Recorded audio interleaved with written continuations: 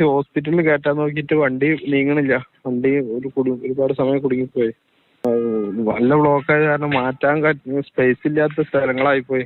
വണ്ടികള് side ഇറക്കാനൊന്നും space ഇല്ല.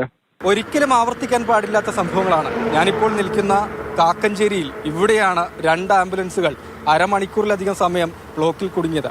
എടരിക്കോട് സ്വദേശി സുലൈഖ, വള്ളിക്കോട് സ്വദേശി ഷജിൽ കുമാർ എന്നിവരാണ് മരിച്ചത്.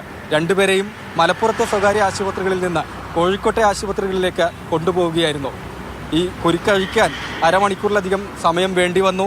പിന്നാലെ ഇവരെ ഫറോക്കിലുള്ള ഏറ്റവും ആദ്യം എത്തിക്കാൻ കഴിയുന്ന ഫറോക്കിലുള്ള സ്വകാര്യ ആശുപത്രിയിലേക്കാണ് എത്തിച്ചത്. 5 മിനിറ്റ് മുൻപെങ്കിലും എത്തിച്ചിരുന്നുവെങ്കിൽ ജീവൻ രക്ഷിക്കാൻ കഴിഞ്ഞേനെ എന്നാണ് ഡോക്ടർമാർ പറഞ്ഞത്.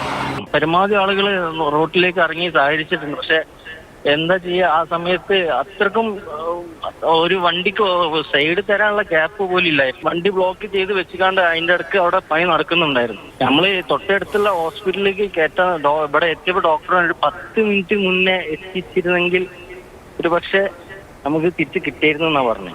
6 വരിപ്പാതയുടെ നിർമ്മാണം പല സ്ഥലങ്ങളിലും ഇതുപോലെയായി പുരോഗമിക്കുകയാണ്. ചില സ്ഥലങ്ങളിൽ പൂർത്തിയായി, അവിടങ്ങളിൽ ഗതാഗതത്തിനായി തുറന്നു നൽകി. മേഖലയിലേതായാലും ഗതാഗത കുരുക്ക് അതിരൂക്ഷമാണ് എല്ലാ സമയങ്ങളിലും എന്നാണ് നാട്ടുകാർ പരാതിപ്പെടുന്നത്. ഒരുപാട് ആംബുലൻസുകൾ ഇതിൽ കയറ്റി വിടാറുണ്ട്.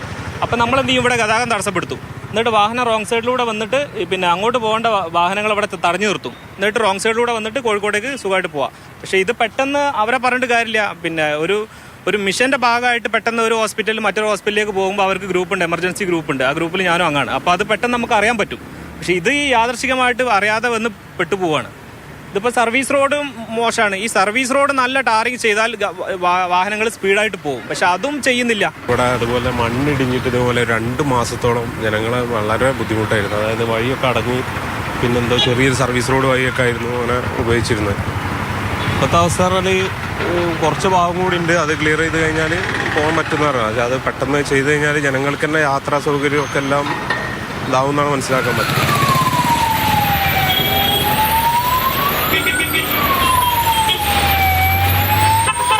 നമ്മൾ സാധാരണക്കാരായ ആളുകളുടെ വാഹനങ്ങൾ ബ്ലോക്കിൽ കുടുങ്ങുന്നത് നിത്യസംഭവമാണ്. മണിക്കൂറുകളോളം. ഇതിപ്പോൾ രോഗികളുമായി പോകുന്ന ആംബുലൻസുകൾക്കും രക്ഷയില്ല. ആ വിലപ്പെട്ട 2 ജീവനുകൾക്ക് ആരാണ് ഉത്തരം പറയുക? ആരൊക്കെയാണ് ഉത്തരവാദികൾ? അടിയന്തരമായ ഇടപെടൽ തന്നെ വേണം. കാക്കഞ്ചേരിയിൽ നിന്ന് മനോജ് പയ്യന്നൂരിനൊപ്പം രാഹുൽ KV, മാതൃഭൂമി ന്യൂസ്.